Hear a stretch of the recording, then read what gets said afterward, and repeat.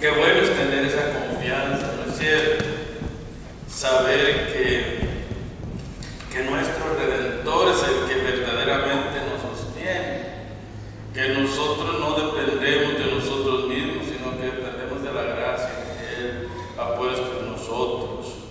Cuando nuestra vida está puesta en Él, nada, absolutamente nada, nos puede detener. Y aunque a veces pareciera que vamos como el cangrejo, ¿verdad? Yo he visto caminar cangrejo, que en vez de caminar hacia adelante, camina hacia atrás. Eso es lo que nosotros creemos, pero en el pequeño y diminuto cerebro que tiene el cangrejo, él va caminando hacia adelante. Esa es la manera de él para caminar. Entonces a veces nosotros pensamos que es como que vamos como el cangrejo, caminando hacia atrás, pero no, siempre vamos caminando hacia adelante. Él es nuestra fortaleza, Él es nuestro socorro. Hermanos, hoy quiero comenzar una serie de sermones acerca de un tema muy importante, es el tema de la Biblia. Vamos a tener unos 3 o posiblemente 4 sermones acerca del tema de la Biblia. Y luego vamos a comenzar con la teología propia, para que entendamos cómo está conectado todas las doctrinas fundamentales de la Biblia. Antes de entrar, me gustaría explicar un poquitico lo que son las doctrinas fundamentales de la Biblia. Desafortunadamente, la Iglesia tiene más doctrinas internas que doctrinas bíblicas. ¿Sabían ustedes que los fariseos tenían 630 doctrinas?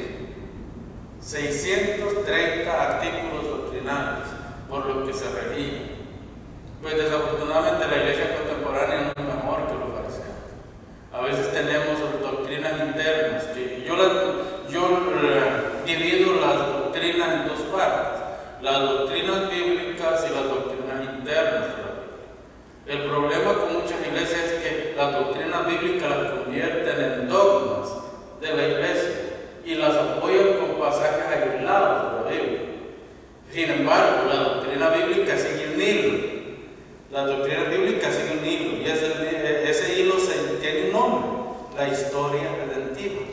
Entonces, desde Génesis hasta Apocalipsis se sigue un hilo histórico redentivo, y el cuyo sujeto central de esta historia es Jesucristo, y el objeto central de esa historia es el plan de redención. Entonces nosotros debemos de ver, en base a ese hilo tenemos que estudiar la Biblia. Si yo quito tantito o modifico tantito ese hilo, entonces ya es doctrina de hombre, no es doctrina de la palabra de Dios. Pues hoy vamos a comenzar con la primera doctrina, la doctrina de la Biblia. ¿Qué es la Biblia? Vamos a estudiarla por varias semanas, esta doctrina. Para eso nos voy a llevar a que veamos siempre los salmos. Podría venir a otros lugares de la Biblia que hablan del mismo tema, pero quise llevarlo a los salmos, el Salmo 19. Vamos a leer todo el salmo para entrar en contexto, aunque en realidad voy a tomar los primeros versículos para fundamentarme en este sermón. Salmo 19 es la página 827. Los cielos cuentan la gloria de Dios y el firmamento anuncia la obra de sus manos. Un día emite palabra a otro día y una noche a otra noche declara sabiduría. No hay lenguaje ni palabras, ni es oída su voz. Por toda la tierra salió su voz y hasta el extremo del mundo sus palabras. En ellos puso tabernáculo para el sol, y como esposo que sale de su tálamo, se alegra cual gigante para correr el camino. De un extremo de los cielos es su salida, y su curso hasta el término de ellos, y nada hay que se esconda de su calor. La ley de Jehová es perfecta, que convierte el alma. El testimonio de Jehová es fiel, que hace sabio al sencillo. Los mandamientos de Jehová son rectos, que alegran el corazón. El precepto de Jehová es puro, que alumbra los ojos. El temor de Jehová es limpio, que permanece para siempre. Los juicios de Jehová son verdad, todos justos. deseables son más que el oro y más que mucho oro afinado, y dulce más que miel y que el miel que destila del panal. Tus ojos es además, tu siervo, pero no sé qué me está pasando con la vista. Tu siervo es además amonestado con ellos, en guardarlos hay grande galardón. ¿Quién podrá entender sus propios errores? Líbrame de los que me son ocultos. Preserva también a tus siervos de la soberbia, que no se enseñoreen de mí. Entonces seré íntegro y estaré limpio de gran rebelión. Sean gratos los dichos de mi boca y la meditación de mi corazón delante de ti, oh Jehová, roca mía y redentor mío. Hasta ahí la palabra del Señor. Oramos. Dios, gracias te damos, Padre, por tu palabra. Ilumínanos, Señor. Enséñanos, Padre, que tu palabra fluya. En tu nombre nos encomendamos en tus manos. Amén. Hermanos, estos temas para algunas personas a veces son aburridos y dicen, hombre, pero tanto que se habla de eso, ¿no? Pero siempre hay algo nuevo que aprender de eso. Tenemos que comenzar por la idea, y es una idea bíblica. La Biblia es palabra de Dios. La Biblia no contiene la palabra de Dios. La Biblia es la palabra de Dios pronunciada, anunciada, predicada, traída en forma de oráculos para que el pueblo se vuelva a Dios. Pero ¿para qué sirve la palabra de Dios? Para sostener lo que la iglesia cree, lo que la iglesia afirma y lo que la iglesia sostiene. Una doctrina no puede ser una invención humana. La doctrina tiene que salir de la palabra de Dios. Desde su mensaje el Señor nos ha revelado su palabra usando medios, ¿sí?, importantes, trascendentales.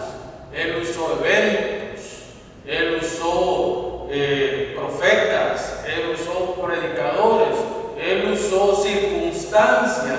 Él se ha valido de varios medios para revelar su palabra, su voluntad por medio de su palabra. Entonces, nosotros tenemos dos testamentos. En forma concreta, un testamento puede decirse que es la última voluntad de un moribundo. Eso sería un testamento, la última voluntad de un moribundo. Ahora, Dios no está muerto ni se va a morir, ¿verdad? Pero Él está dejando su última voluntad para los muertos. Fíjense cuál es la diferencia. El que está vivo está dejando su última voluntad para los muertos. ¿Para qué? Para que estos vuelvan a la vida a través de esa última voluntad. Eso es la palabra de Dios.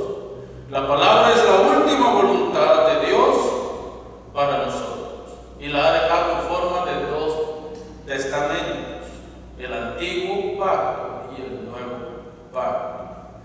En el antiguo pacto hay 39 libros, desde Génesis hasta Malaquías. En el nuevo pacto hay 27 libros, 4 evangelios, un libro histórico, 14 cartas, 13 cartas que son de Pablo y una que es hebreo, y tenemos algunas cartas universales y el Apocalipsis. Estas serían prácticamente las divisiones del Nuevo Testamento. Ahora, ¿cuál es la razón por la que Dios lo hace de esta manera? Principalmente porque Dios habló en un periodo de más o menos 1600 años. Entonces, en todo ese largo espacio de tiempo, Dios prácticamente derramó su voluntad, reveló su voluntad para los seres humanos. Hermanos, cuando seguimos esta lógica de pensamiento, es oportuno decir que el cristianismo no es una simple religión. Y si nosotros reducimos al cristianismo a una religión, debemos de decir que es la verdadera religión. ¿Esto qué nos dice? Que las otras religiones que existen en el mundo, por lo menos las tres más importantes que nosotros podemos contar, en este caso la iglesia cristiana, o el cristianismo, la iglesia católica romana y el islam, que son las tres religiones más grandes que nosotros podemos contar. Pero nosotros como cristianos no podemos reducir al cristianismo como a una simple filosofía. Y aún en este sentido, uno de los padres de la iglesia, esto es el doctor Justino Mártir, dice: si nosotros reducimos al cristianismo a una religión y a una simple filosofía, podemos decir que la madre de todas las filosofías. Además de eso, hay mucho debate acerca de que si la Biblia es o no es palabra de Dios. Pues en estos sermones vamos a ver por qué sí es. Vamos a tratar de probar por qué sí es palabra de Dios.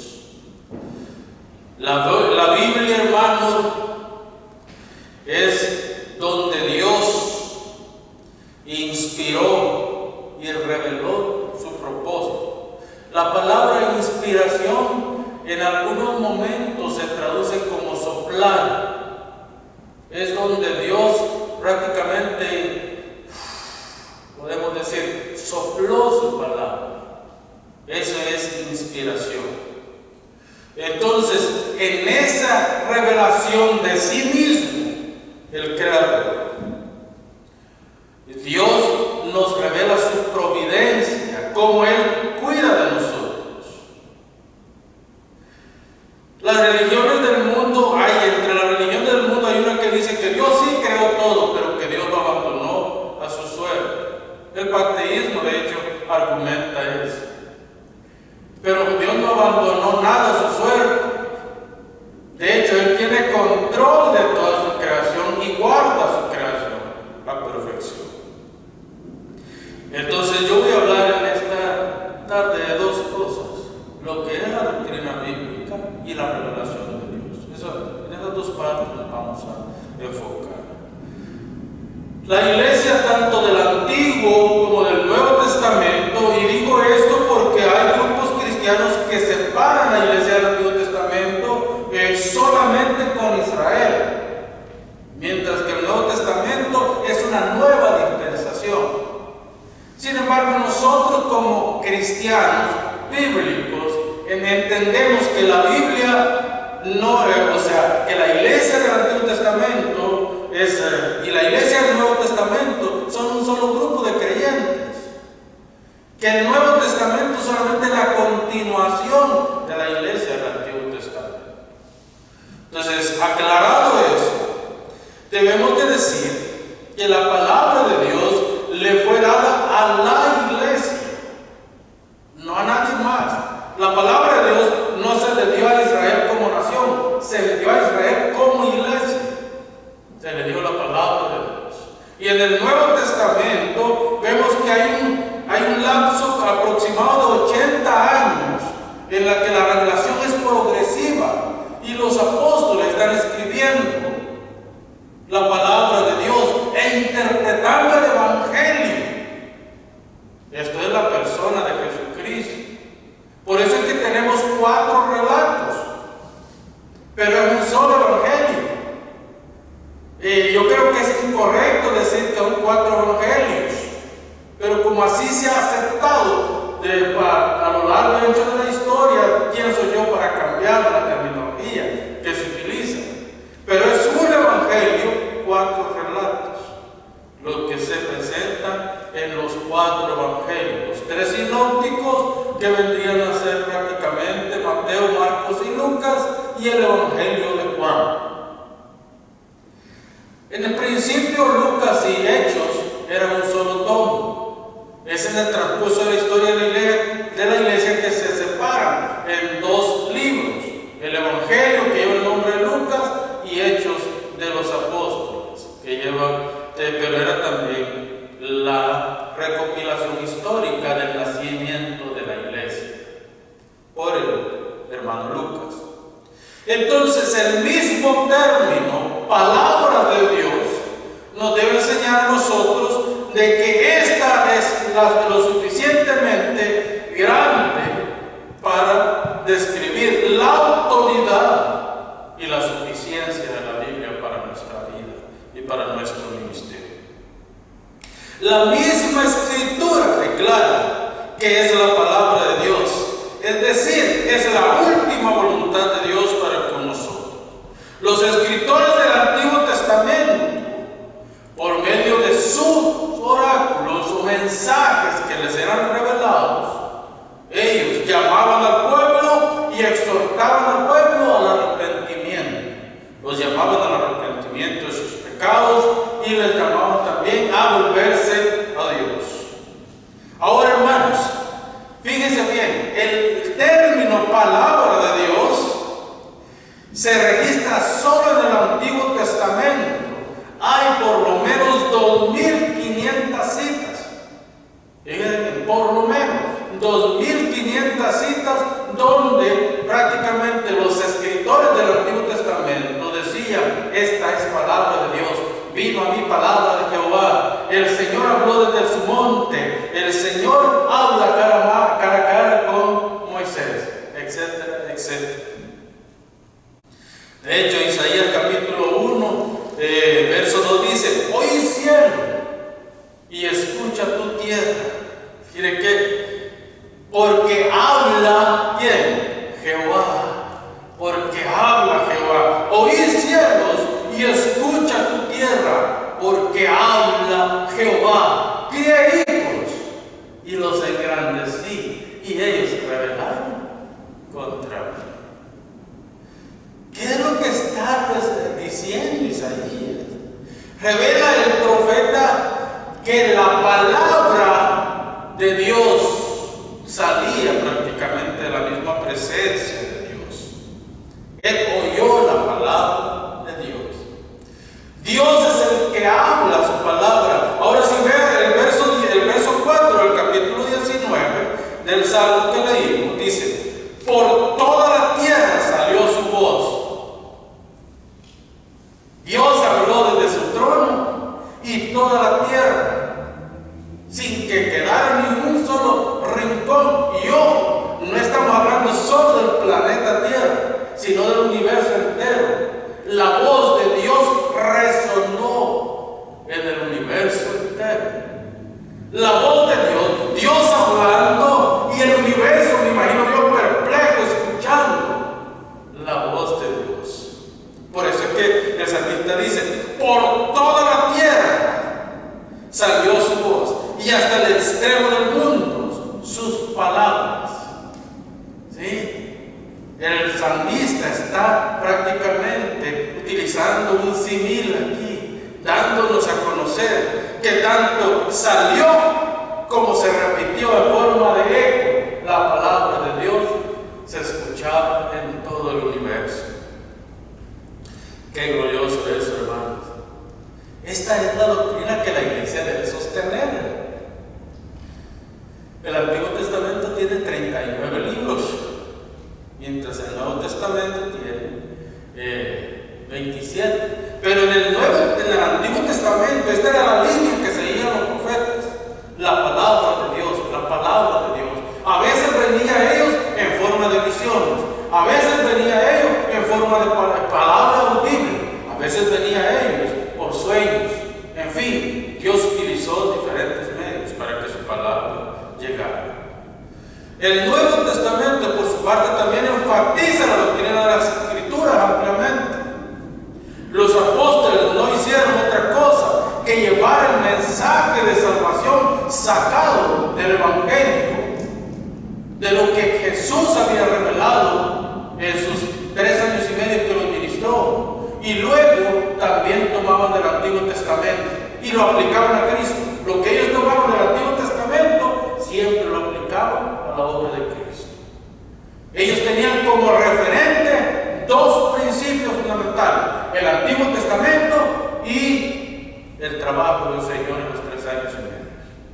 Y ese era el mensaje que lo inspiraba a ellos a llevar. Yo casi estoy seguro que los apóstoles ni siquiera supieron que la Biblia, que las cartas, que los escritos que ellos hicieron iban a ser parte del canon sagrado. Era la obra del Espíritu Santo en ellos. Hermanos, este mensaje fue sacado del texto sagrado y fue aplicado directamente. Eso es lo que dice Hechos 28, donde en Hechos 28, los versos 18 al 20, el Señor nos manda a hacer la gran comisión y les enseñarán todo lo que yo les he enseñado. Y luego los mandan en Hechos capítulo 1, verso 8, a todo el mundo, partiendo de Jerusalén, donde nace el cristianismo, hasta los confines de la tierra. Pablo fue por el Mediterráneo predicando el Evangelio, plantando iglesias en las ciudades portuarias, plantando iglesias en los pueblos, en los valles, donde quiera que llegaba, el mensaje de salvación era anunciado. Hermano, los autores de los Salmos 19 y 119, Proverbios 30, etc., estos están hablando prácticamente de afirmaciones contundentes de que la palabra es de Dios. Él viene en su palabra a nosotros. La palabra de Dios es sagrada y santa, porque viene del Dios santo y sublime. Por eso es santo. Ahora, ¿cuál es el rol de la fe en la doctrina bíblica? ¿Cuál es el rol?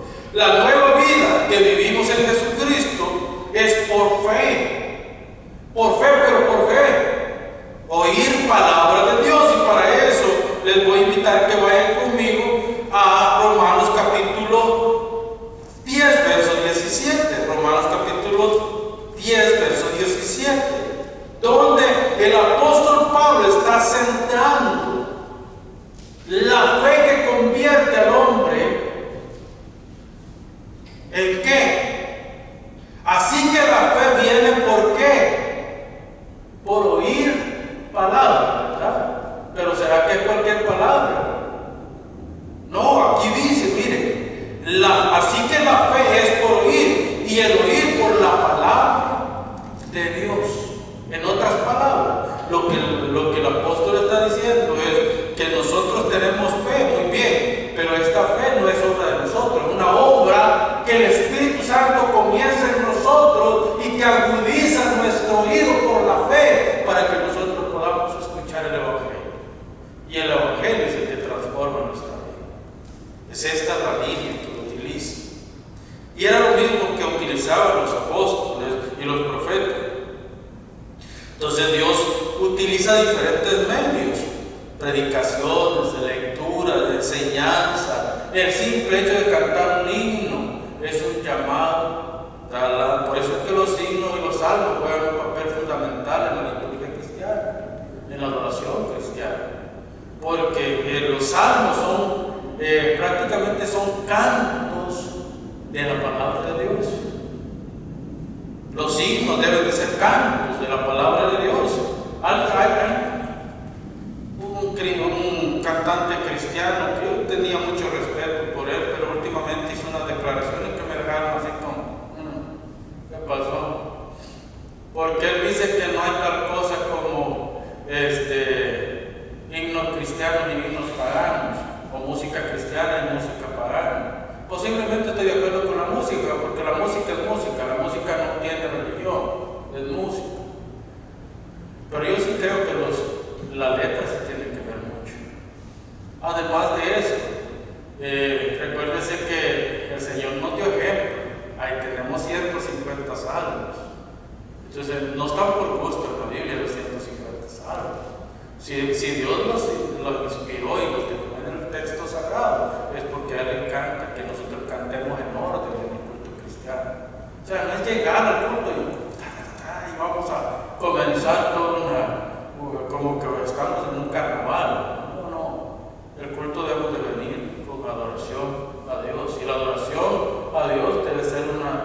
adoración inteligible, es decir, una adoración que se entienda. No podemos hacer solo ruido, ¿verdad? Entonces, pero bien, volviendo al tema, el apóstol nos habla bien claro de todas estas cosas. Dios sabe que el creyente necesita con urgencia la palabra de Dios. Es que la palabra de Dios es como el agua que usted toma, es como el pan que usted come. La palabra de Dios no solamente le brinda energía para su día a día, la palabra de Dios sacia. Y cuando una persona está llena de la palabra de Dios, es como usted, a usted le puede presentar un manjar más grande, ¿no es cierto? Pero si su estómago está lleno, ¿qué es lo que pasa? Usted dice, voy a esperar que se haga la digestión y después lo disfruto, ¿sí? Pero ¿qué es lo que pasa cuando su estómago no está lleno? Su conciencia, su voluntad, su intelecto no está lleno de la palabra de Dios, pues se llena de cualquier basura que le presente. Ese es el gran problema que tenemos con la iglesia contemporánea. La iglesia contemporánea no tiene palabra de Dios. La iglesia contemporánea se ha acostumbrado a la bulla, al emocionalismo, a la comida chatarra, pongámoslo desde ese punto de vista. A eso se ha acostumbrado la iglesia contemporánea. No le interesa escudriñar las escrituras, no le interesa. Hermano, seamos honestos y yo le voy a lanzar una pregunta, usted conteste, usted no tiene que contestármela.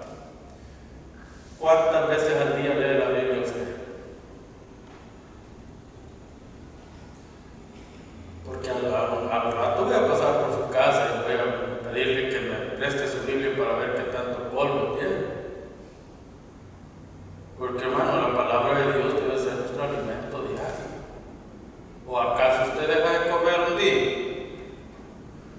Hermanos, ¿por qué es tan importante la palabra de Dios? Porque eso nos lleva a la obediencia a Dios. Sin la palabra de Dios nosotros no podemos obedecer a Dios. Y yo les voy a pedir que hagan una práctica. Dejen siquiera una semana sin leer la palabra de Dios y van a ver si no van a empezar, de su boca van a empezar a salir malas palabras, de sus acciones van a empezar a salir malas acciones. O sea, se va a volver su vida personal en un desastre. Con una semana que deje de leer la Biblia, así será. Entonces, debemos someter, a través de la palabra, debemos someter nuestra voluntad a Dios, pero también nuestra razón a Dios. Nuestra manera de razonar en la vida tiene que estar sometida a lo que la palabra de Dios dice. Ahora, yo no estoy diciendo que tenemos que ser perfectos, porque eso es otro asunto.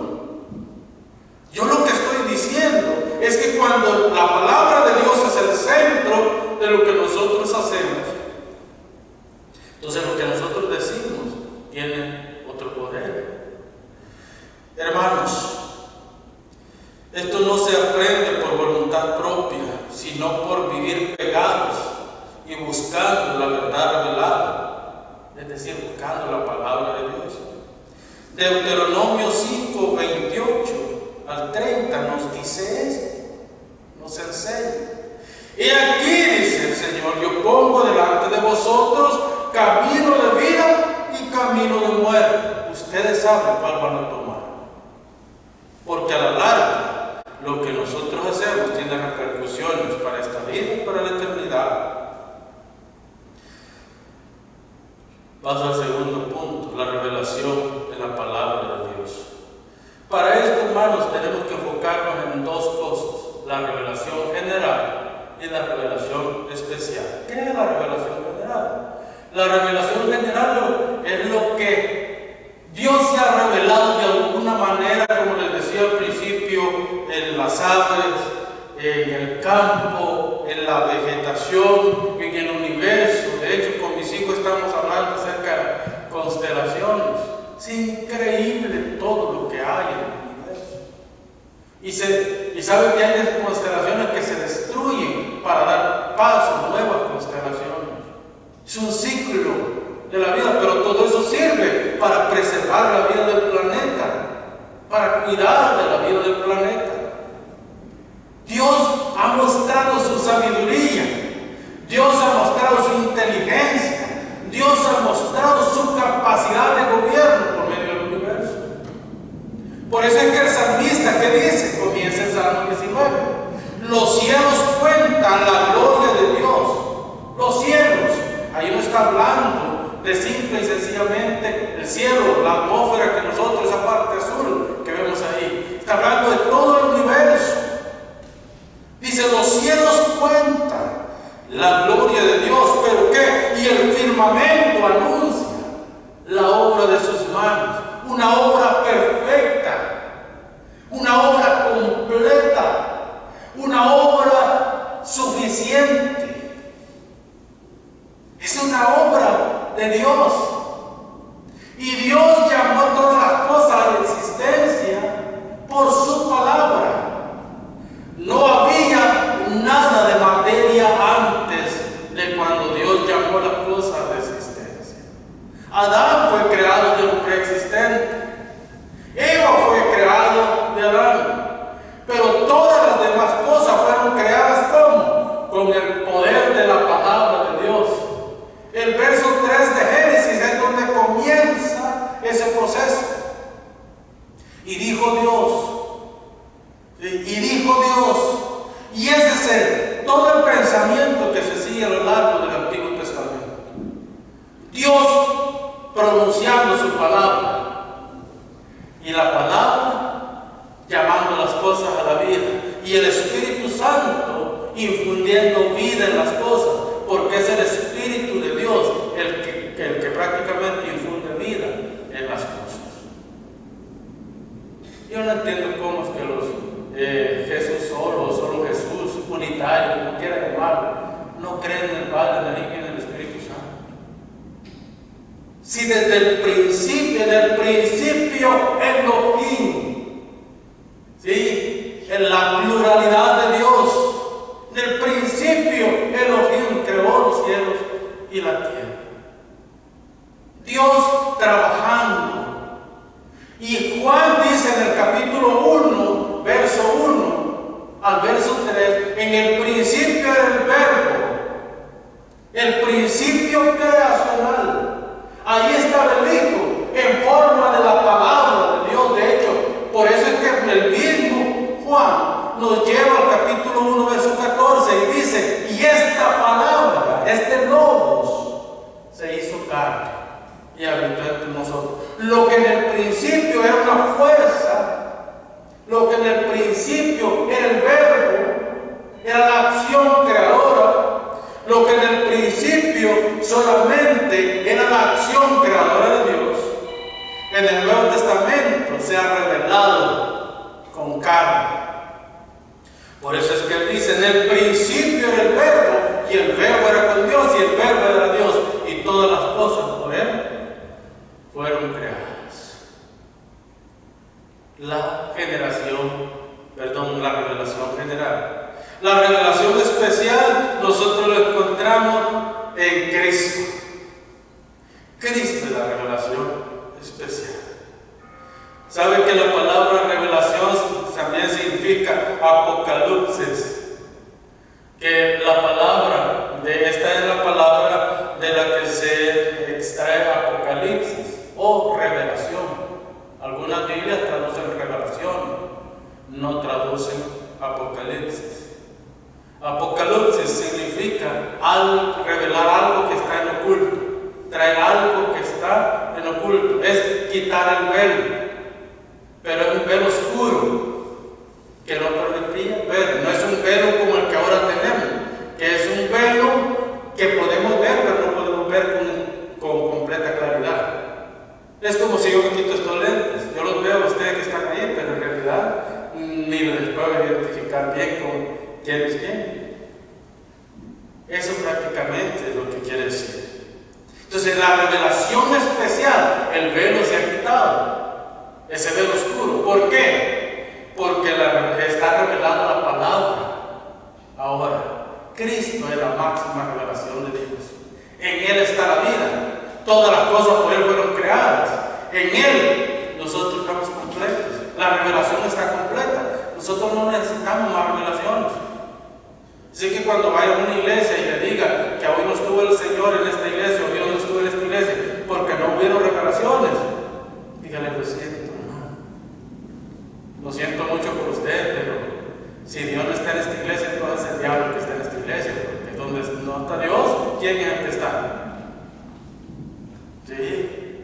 Entonces, hermanos, el velo ha sido quitado. Cristo es la revelación especial. Yo quiero cerrar con el capítulo 1, prácticamente el capítulo 1 de Hebreos, los versos 1 al verso 3, tal vez el verso 4, pero sobre todo está basado en los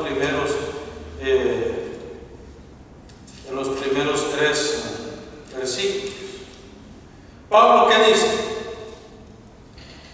Perdón, no sabemos si es Pablo, ¿verdad? Corrige. ¿Qué dice la palabra del Señor? Dios, habiendo hablado muchas veces y de muchas maneras en otro tiempo a los padres por los profetas, el Antiguo Testamento, que está corroborando que el Antiguo Testamento fue Dios el que habló a nuestros padres, a los profetas. Ahora, mire, en estos postreros días nos ha hablado por el Hijo. ¿Por qué nos ha hablado? Por el Hijo. ¿A quién constituyó heredero de todo y por quien asimismo hizo el universo? En otras palabras, Colosenses capítulo 1, todas las cosas fueron creadas por Jesús, el cual, siendo el resplandor de su gloria y la imagen misma de su sustancia, en otras palabras, lo mismo que le dice Juan a la iglesia, Jesús es la máxima revelación de Dios, porque nadie ha conocido al Padre sino el Hijo, y el Hijo ha dado a conocer al Padre en forma humana. O sea, el Espíritu Santo, Dios en la persona del Hijo ha sido revelado en forma humana. Entonces, el cual, siendo el resplandor de su gloria y la imagen misma de su sustancia, esta palabra es muy importante, sustancia. ¿Por qué? Porque desde muy temprano en la historia de la iglesia, nosotros ya empezamos a ver que hay una lucha de ideas acerca de Jesús, del Espíritu Santo y de Dios. Y es en el tercer concilio, en el concilio de Atanasio, donde se emplea la palabra transubstanciación. ¿Sí? En otras palabras, es entonces cuando se presenta que tanto el Padre, el Hijo como el Espíritu son de la misma sustancia, de la misma esencia, y los tres son uno, pero cada uno también es independiente. Por eso es que dice, el cual, siendo el resplandor de su gloria y la imagen misma de su sustancia, en quien sustenta todas las cosas como la palabra de su poder, habiendo efectuado la purificación de nuestros pecados, por medio de sí mismo se sentó a la diestra de la majestad de las alturas, hecho tanto superior a los ángeles, cuando heredó más excelente nombre que ellos. Lo que está diciendo el escritor a los hebreos, Cristo, que en el Antiguo Testamento era el verbo, ahora en el Nuevo Testamento es la palabra escrita, y ahora está sentado a la diestra del Padre como el paracletos de nosotros, el intercesor, el intermediario entre Dios y nosotros. Esa es la máxima revelación que tenemos. Y fuera de esta doctrina, nosotros no podemos tener otra doctrina. La palabra de Dios es nuestra doctrina. Hermanos, termino con este párrafo. El que conoce al Hijo, conoce al Padre. Capítulo 1, verso 14 y capítulo 14 de Juan.